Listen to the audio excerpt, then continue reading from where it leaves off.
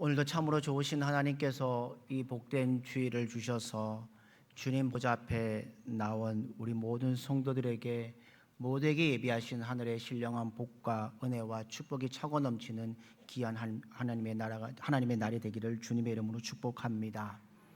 좌우에 계신 모든 성도들과 이렇게 한번 인사를 나누겠습니다. 하나님께서 오늘 당신에게 최고의 은혜를 주십니다.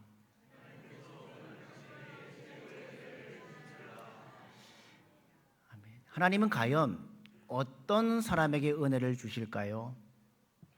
바로 은혜를 사모하는 심령에게 하늘 문을 열어주십니다.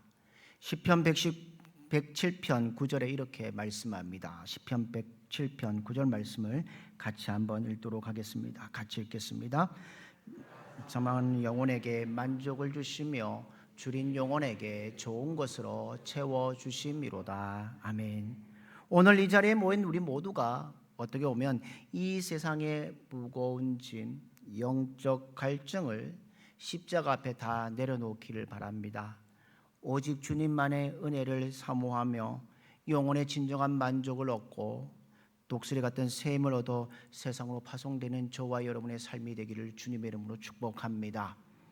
오늘은 2026년 7월의 첫 번째 주일, 한 해의 절반을 돌아보며 하나님 앞에 맥주 감사 주일로 예배를 드리는 날입니다. 그런데 우리가 살아가는 이 2026년에 세상을 한번 가만히 들여다 보시기 바랍니다. 참으로 감사라는 단어가 메마르고 실종된 시대를 살고 있음을 깨닫게 될 것입니다. 나보다 한 걸음 먼저 앞서가고 다른 사람을 밟고 올라서야 하는 살아남는 치열하고 냉혹한 생존 경쟁의 시대를 살고 있습니다. 그러다 보니 많은 사람들이요, 성도들이 이런 말로 저에게 탄식하고 묻습니다. 목사님, 요즘처럼 살기 힘든 이 세상에서 무슨 감사한 일이 있습니까? 물가는 치솟고 경제는 바닥을 치고 있는데 이 팍팍한 삶에서 도대체 무엇을 감사란 말입니까? 라고 얘기합니다. 이 시대를 풍장하는 가장 유명한 재밌는 이야기가 있는데요. 뭐냐면요, 미국 대서양을 향해서 떠나는 화로운 유람선을 타고 가는 사람들이었습니다. 그런데 암초를 만나 배가 가라앉게 되었습니다. 그때에 그 안에 구명 보트가 있었는데 거기에 4명만이 탈 수 있는 그곳에 7명이 사람이 탔습니다. 그러자 최소한 몇 사람이 바다에 뛰어내려야 할까요? 쉬운 수학 공식인데 3명 이상은 바다에 뛰어내려야 합니다.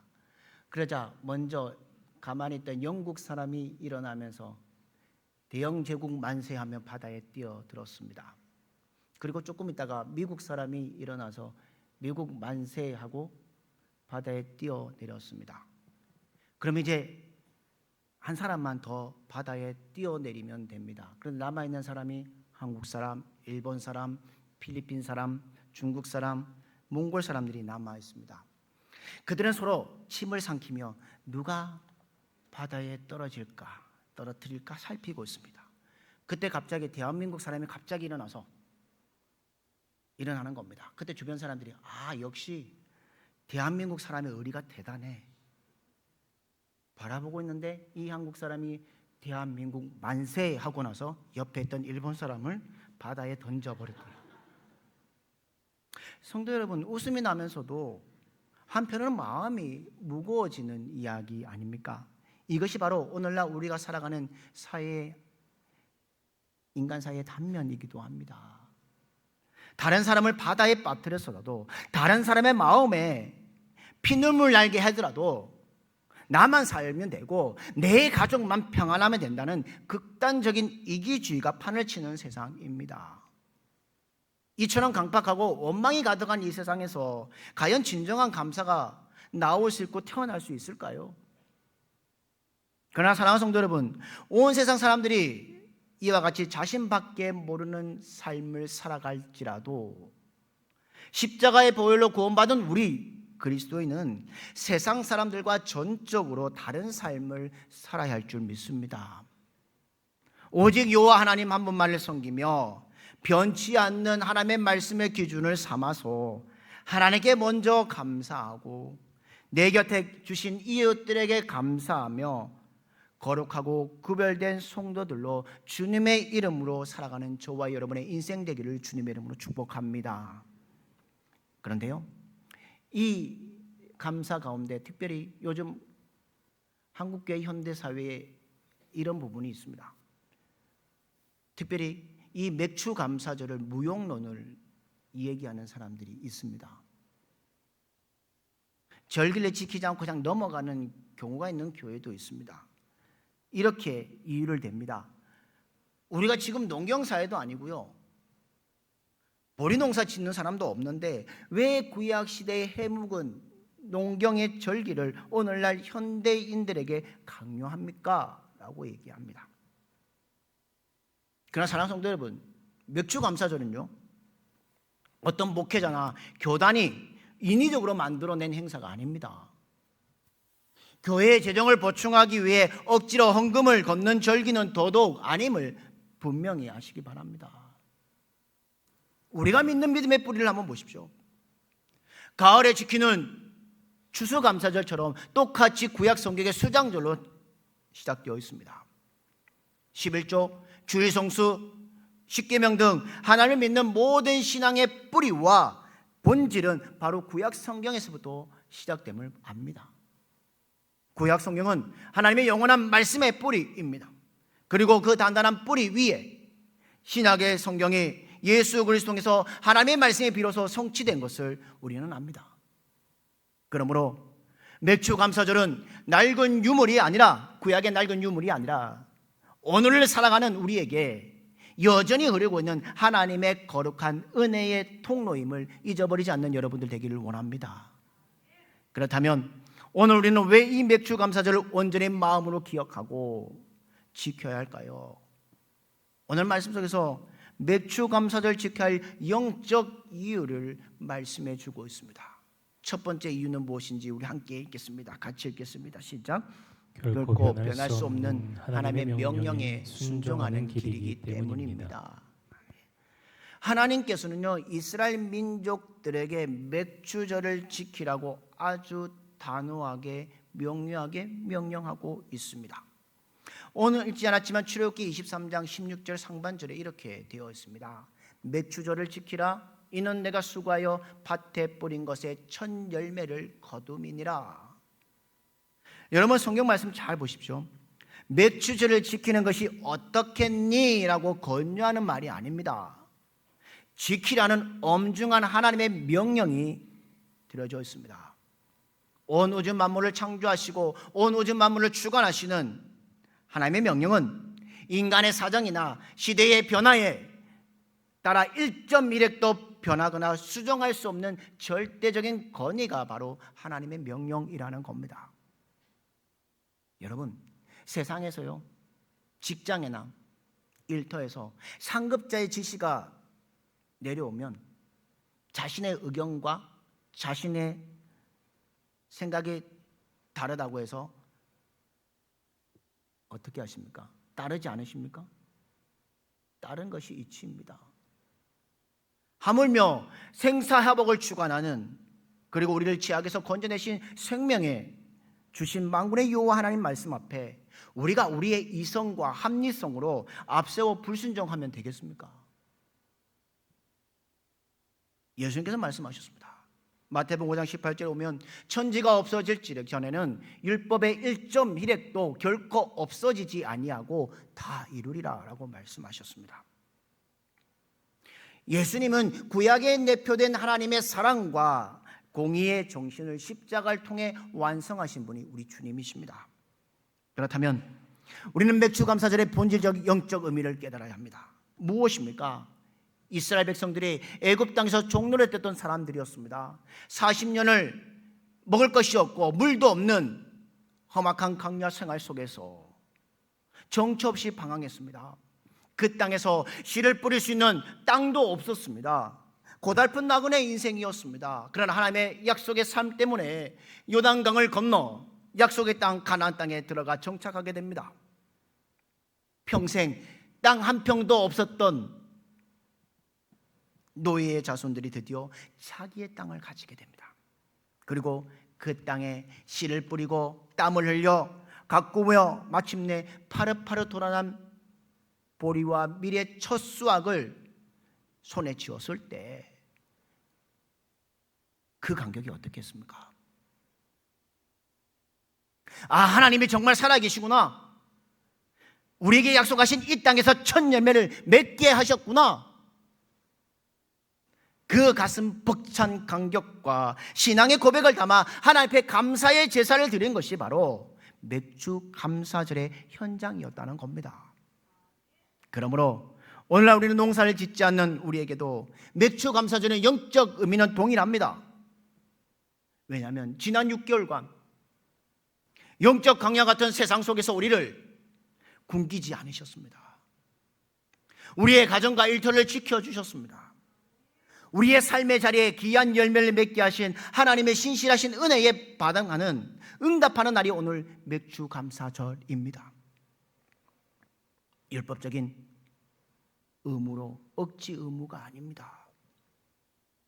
날 도우신 하나님을 향한 자발적이고 뜨거운 순종의 발걸음이 맥주 감사절의 영적 의미를 기억하고 오늘도 6개월 지켜주신 하나님 앞에 그 은혜에 응답하는 믿음의 삶을 살아가는 저와 여러분의 인생 되기를 주님의 이름으로 축복합니다. 두 번째는 영적 의미는 무엇인지 함께 읽겠습니다. 같이 읽겠습니다. 시작. 성도들에게 하늘의 복을 베푸시려는 하나님의 사랑인 까닭입니다. 아멘. 우리는 종종 미련하면서 하나님이 무엇인가 명령하면 이렇게 얘기하는 사람들이 있습니다. 왜 자꾸 이것 저것 지키라고 하셔요? 나를 번거롭게 하실까 하고 오해합니다. 그러나 성경에 간통하는 진리는 분명합니다. 하나님이 우리에게 명령하신 모든 것은요, 하나님을 위해서가 아닙니다. 죄인된 우리에게 하늘의 문을 열어주시는, 복을 주시기 위한 하나님의 깊은 사랑의 배려임을 우리는 기억해야 합니다. 오늘 본문 출애굽기 23장 19절에서 25절에 보면요, 첫 예물을 제단에 바치라는 명령 바로 뒤에 보면 하나님의 엄청난 축복의 약속들이 줄줄 이어 나오고 있습니다. 먼저 20절 말씀을 보십시오. 우리 20절 말씀을 같이 한번 읽겠습니다. 시작. 내가 사자를 내 앞서 보내어 길에서 너를 보호하여 너를 내가 예비한 곳에 이르게 하리니. 아멘. 우리가 주님의 말씀에 순종해서 첫 열매를 구별 아래 드릴 때 하나님께서 뭐 하시냐? 당시의 천군 천사들을 우리의 인생길 앞에 먼저 파송해 주신다는 겁니다. 거친 세상의 위협 속에 살아가는 우리들에게 우리를 눈동자같이 보호해 주시고 마침내 하나님께서 예비하신 축복의 장소에 안전하게 도달하도록 책임져 주시는 분이 우리 하나님이십니다. 또한 22절에 보면요, 우리가 하나님의 말씀에 귀를 기울이고 순종할 때 우리가 세상에서 만나는 사탄의 건세와 수많은 영적 원수들을 하나님께서 뭐 하신다고요? 친히 대적해 주시고 물리쳐 주시겠다는 강력한 승리를 약속하시는 말씀이 있습니다. 그러면서 오늘 보면 25절에 또 하나님은 특별한 선포를 하고 계십니다. 25절 말씀을 같이 한번 읽겠습니다. 시작. 여호와를 섬기라. 그리하면 여호와가 너의 양식과 물에 복을 내리고 너희 중에서 병을 제하리니. 아멘. 여기에 이 두 구절 속에는요, 나타난 복이 두 가지가 있습니다. 하나는 뭐냐면요, 양식과 물의 복입니다. 바로 물질과 경제적 복을 주어서 우리의 삶이 필접하지 않게 해주신다는 복입니다. 그리고 두 번째 복은요, 건강의 복입니다. 우리 가운데 육신의 모든 질병, 아픔을 깨끗하게 제하게 주시겠다는 약속의 말씀이 있습니다. 그리고 26절, 오늘 말씀 26절에 보면요, 생명의 번성과 장수의 복도 있다고 말씀합니다. 태의 문을 열어 자녀를 복을 주시고 인생의 날수를 가득 채워 영광스러운 장수의 복을 누리게 하신다는 겁니다. 사랑하는 성도 여러분, 하나님께서 우리에게요, 이 맥주 감사절을 온전히 지키라고 명령하신 진짜 목적은요, 우리를 올가매는 것이 아닙니다. 빼앗으려는 것도 결코 아닙니다. 어떻게 해서든지 당신의 자녀들에게 합법적으로 이 엄청난 보물을 쏟아부어 주시려는 하나님의 사랑에 가득한 배려와 약속임을 믿으시기를 바랍니다. 오늘 맥주감사절 예배를 통해서 온전한 마음으로 순종하며 하나님을 섬기는 이 하루가 되기를 주님의 이름으로 축복합니다. 하나님이 친히 약속하신 악길의 보호와 양식의 풍성함과 육신의 건강함과 생명의 번성함의 이 놀라운 복을 사랑하는 여러분의 가정과 여러분의 자녀 손대 위에 다 부어지는 주님의 은총이 있기를 주님의 이름으로 축복합니다. 또 하나는 영적 의미는 무엇인지 세 번째 같이 읽겠습니다.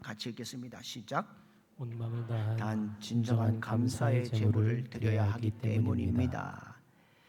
여러분, 오늘 맥주감사절을 어떻게 보내야 하나님이 기뻐하시는 참된 예배를 드릴 수 있을까요? 성경은 말합니다. 첫 번째는 빈손으로 요 앞에 나오지 말라고 가르치고 있습니다. 출애기 23장 15절 하반절에 보면요, 하나님 명확하게 그어 놓으셨습니다. 우리 출애기 23장 15절 하반절 말씀 같이 읽겠습니다. 시작. 빈손으로 내 앞에 나오지 말지니라. 아멘. 여러분, 이 말씀을 잘못 이해하면 하나님 물질과 헌금을 많이 가져오라는 것으로 오해할 수 있습니다. 그것이 아닙니다. 성경에서 말씀하신 예물은요, 곧 그 사람의 마음의 무게 또한 믿음의 증표로 되어져 있습니다. 마태복음 14장과 15장에 보면요, 어린아이 보잘것없는 보리떡 5개와 물고기 2마리, 또 보리떡 7개와 물고기 2마리를 통해서 제자들은 숨기려고 했고 초라했던 그것을 제자들은 하나님 예수님께 냈을 때에, 축사하셨을 때에, 그들에게 먹은 것을 주었을 때에 어떤 일이 벌어집니까? 보리떡 5개와 물고기 2마리로 5,000명을 먹이고 12강주를 남게 해주셨고, 보리떡 7개와 물고기 2마리를 통해서 4,000명을 먹이고 7강주를 남게 해주셨던 삶이 있습니다. 비록 작은 정성을 통해서 놀라운 위대한 기적을 행하시는 분이 우리 주님이십니다. 하나님은 우리가 드려지는 거칠에 뿐인 제물보다 그 안에 진실된 눈물과 감사와 마음을 더 원하십니다. 사도 바울은 말합니다. 고린도후서 9장에 보면 예물을 드리려고 감사를 표현할 때에 반드시 기억해야 할 영적 원리를 제시해 주십니다. 무엇이냐면 적게 심는 자는 적게 거두고 많게 심는 자는 많은 것을 거둔다고 말씀하셨습니다. 그리고 인색함이나 억지로 하는 것이 아니라 마음에 정한 대로 즐거운 마음으로 드려야 한다고 말씀하십니다. 하나님은 인색함 없이 드려지는 즐겨 내는 자를 사랑하신다고 성경은 말씀합니다. 그러면서 마태복음 6장 20절에 이렇게 말씀하십니다. 마태복음 6장 20절 말씀을 같이 읽겠습니다. 시작. 오직 너희를 위하여 보물을 하늘에 쌓아두라. 아멘. 하나님의 나라의 믿음으로 심는 감사의 보물은 영원히 썩지 않고 천국의 면류관으로 돌아오게 될 줄 믿습니다. 오늘도 우리의 삶이 영적 원리를 기억하며 하나님께 온전히 예배의 모든 것을 드리는, 예물을 드리는 저와 여러분의 삶이 되기를 주님의 이름으로 축복합니다. 그러면 또 무엇이냐? 하나님이 진정으로 구하시는 최고의 제물은 우리 자신입니다. 우리가 예물을 제단에 올려놓았다고 해서 의무를 다했다고 생각했다면 그건 커다란 영적 오해입니다. 하나님은 물질 너머에서 우리에게 진정으로 요구하시는 재물은 따로 있습니다. 성경은 4가지를 말합니다. 첫째는 정직한 공의와 말씀을 향한 순종이라고 말합니다. 미가서 6장 8절에 보면요, 여호와께서 내게 구하시는 것은 오직 정의를 행하며 인자를 사랑하며 겸손하게 내 하나님과 행하는 것이라고 말씀하십니다. 그것이 하나님이 요구하시는 첫 번째 재물입니다. 두 번째는 뭐냐? 상하고 통회하는 회개의 마음이 두 번째 예물입니다. 우리가 잘 알듯이 이스라엘 두 번째 왕 다윗을 한번 보십시오.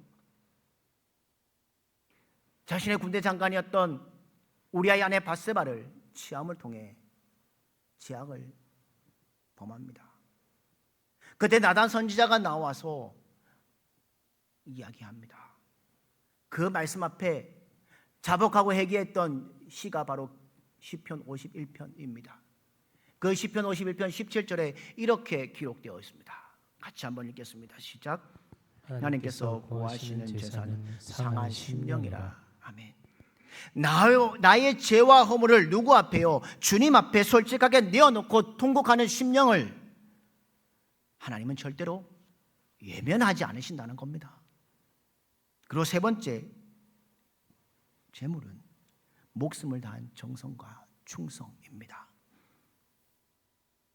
복음서에 보면 예루살렘 성전에 헌금계 앞에 주님이 서 계신 적이 있습니다. 그때 바리새인과 한 가부에 헌금하는 부분이 있습니다. 그때에 주님께서 2렙돈을 드린 가부의 예물을 통해서 뭐라고 말씀하셨습니까? 저가 자신의 모든 생활비 전부를 넣으리라 하면서 최고의 칭찬을 하셨던 모습이 있습니다. 그러기 우리는 목숨을 다한 충성과 헌신이 또한 하나님께 드려지는 귀한 예물이 되어야 합니다. 그리고 마지막 예물은요, 온전한 11조와 첫 열매의 신앙입니다. 그것은 내 소유가 아닙니다. 그것은 구별된 하나님의 성물입니다. 우리가 이슬은 주님 뜻대로 살겠습니다. 찬양하면서도요, 삶의 실제적인 물질과 시간을 문제 앞에서는 얼마나 인위적이고 인색하고 위선적이지 않으십니까? 주님의 영광을 뒤로한 채 내 자랑만을 앞세우고 주님이 주신 사명문 조금만 무거워도 내팽개치고 율법을 앞세우던 바리새인의 모습이 바로 저와 여러분의 부끄러운 자아상은 아닌지요. 이 시간 겸손히 머리 숙여 참여하며 나아가기를 소망합니다. 온전한 11조와 첫 열매의 신앙이 하나님의 것임을 기억하고 믿음으로 드려지는 저와 여러분의 인생 되기를 주님의 이름으로 축복합니다. 이런 얘기를 하면 재밌는 이야기가 하나 떠오릅니다. 예물을 드리는 데 인색한 사람들의 모습이 있는 얘기가 있습니다. 어느 시골에요, 한 소를 키우시는 분이 있습니다. 그러나 하루는 기르던 암소가 쌍둥이 송아지를 출산했습니다. 마음이 뜨거워진 집사님은 하나님께 이렇게 소원 기도했다는 겁니다. 하나님께서 제게 이런 복을 주셨으니 이 2마리 중 1마리는 온전히 구별해 하나님께 제물로 드리겠습니다. 그러자 옆에 그 듣고 있던 이웃의 집사님이 물어봤습니다. 그럼 어떤 송아지 바치려고요? 그랬더니 그 사람이 뭐라고 했냐면, 나중에 잘 키워서 아무거나 1마리 드리면 되지 않겠습니까? 라고 얘기했다는 겁니다. 그렇게 시간이 흘러 2달이 지난 후에 그중 1마리의 몸에 한 마리가 아프기 시작합니다. 전염병이 돕니다. 그리고 그 밤에 죽었습니다. 이 소식을 들은 이웃 성도가 걱정스러운 마음으로 집사님께 이렇게 물었습니다. 집사님, 참 안타깝습니다. 이제 하나님께서 약속하시던 소원 예물 어떻게 하실 건가요? 라고 물었습니다. 그랬더니 그 집사님이 깊은 한숨을 한번 쉬시고 이렇게 얼굴색도 변하지 않고 이렇게 대답했다는 겁니다. 글쎄 말일세, 내가 사실 마음속에 저 죽은 송아지를 하나님께 바치려고 점 찍어 놓았는데 하필이면 하나님께 드릴 바로 그 송아지가 죽어버렸으니 이제는 바치고 싶어도 바칠 수가 없게 되지 않았나 라고 얘기했다는 겁니다. 사랑하는 성도 여러분, 이것이 바로 우리가 하나님 앞에 계산기를 드리는 우리의 모습, 간사하고 부끄러운 실상 아닙니까? 입술로 감사한다고 눈물 흘린다고 하면서도 정작 내 삶에 손해가 오나 내 삶에 물질을 떼어내야 할 때에 우리는 너무나 쉽게 핑계를 찾습니다. 인색하게 핑계를 대고 하나님과의 약속을 가볍게 넘기는 사람들이 있다는 겁니다. 사랑하는 믿음의 성도 여러분, 오늘 우리는 2026년의 맥주 감사절의 거룩한 이 주일을 함께 맞이하고 있습니다. 잠시 지나온 여러분의 6개월의 삶을 한번 되짚어 보십시오. 참 다사다난했습니다. 세상은 여전히 불안하고 위기가 우리에게 가득 차 있습니다. 그러나 하지만 그 모진 바람 속에서도 하나님은 우리 성도들의 가정과 삶의 눈동자같이 지켜주셨습니다. 때로는 우리의 삶이 넉넉하지 못할지라도 마음을 졸였을 때도 있었을 겁니다. 그러나 매일 걸어갈 때마다 일용할 양식을 주시고 우리의 건강을 붙잡아 주시고 오늘 이렇게 건강한 모습으로 주님 앞에 나와 예배할 수 있는 것, 이보다 더 큰 축복이 어디에 있겠습니까? 우리가 하나님 앞에 소원하고 결단했던 감사의 고백은 세상의 형편에 따라 물질의 많고 적음에 있지 않습니다. 억지로 짜내는 감사, 억지로 짜내는 그 마음이 인색한 마음이 아니라 나를 구원하신 십자가의 은혜를 기억하며 마음으로 드리는 이 날이 되기를 주님의 이름으로 축복합니다. 반년 동안 신실하게 인도해 주신 하나님, 기쁨과 즐거운 마음으로 우리의 진심을 담아 향기로운 예물로 올려드리는 이 날이 되기를 주님의 이름으로 축복합니다. 우리의 작은 감사, 고백이 마중물이 되어 올 하반기에 우리의 삶에 상상할 수 없는 하나님의 더 큰 기적과 축복의 문을 여는 거룩한 열쇠가 되기를 주님의 이름으로 간절히 축원합니다. 원하기는 성도 여러분 모두가 이 아침에 하나님 앞에 가식이 없는 진정한 감사의 예물, 정직과 순종의 삶의 예물을 온전히 올려드리는 이 아침이 되기를 원합니다. 그리하여 여러분이 드린 고백이 하늘 보좌에 상달되는 향기로운 제물이 되어서 하나님께서 하늘의 문을 활짝 여시고 여러분의 삶과 가정과 자녀들의 미래 위에 약속하신 양식의 복, 건강의 복, 복의 복을 충만하게 되는 복의 주인공들이 되시기를 주님의 이름으로 축복합니다.